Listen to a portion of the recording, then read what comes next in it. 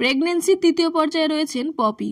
দ্বিতীয়বার মা হতে চলার আগের নানান মুহূর্ত তুলে ধরেছেন সোশ্যাল মিডিয়ায়। অনেকের চোখেই এটা নাকি আদিক্ষেতা। গত অক্টোবরেই সুখবর সকলের সঙ্গে ভাগ করে নিয়েছিলেন পপি। মাথায় ঘোমটা টেনে খোলা আকাশের নিচে রান্না করেই এত নাম, যশ, খ্যাতি পপির।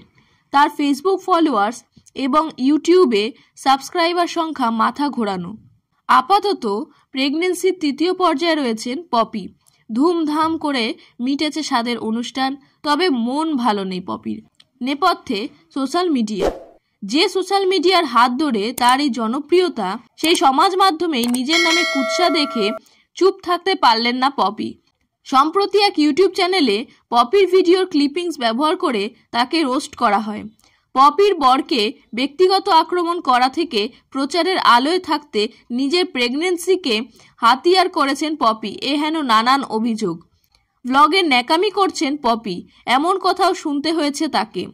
এর জবাবে পপি জানান, আমি এতক্ষণ চুপ ছিলাম, আমি ভাবছিলাম খুব কষ্ট পেয়েছি। উনি আমাকে নিয়ে বলেছেন আমি দ্বিতীয়বার মা হতে চলেছি, আমি নাকি ন্যাকামি করছি। আমি বুঝতে পারছি না প্রথমবার হোক বা দ্বিতীয়বার, মা হওয়ার কষ্ট তো একই থাকে।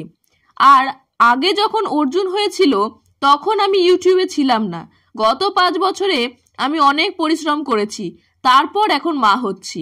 এরপর পপি সংযোজন, আমি কোনো আদিক্ষেতা করছি না, ন্যাকামিও করছি না। সবার শারীরিক অবস্থা সবসময় সমান থাকে না। আমার শারীরিক পরিস্থিতি কেমন রয়েছে সেটা আমি, ডাক্তারবাবু এবং আমার পরিবার জানে। ফ্যানেরা যদিও পাশে দাঁড়িয়েছেন পপির।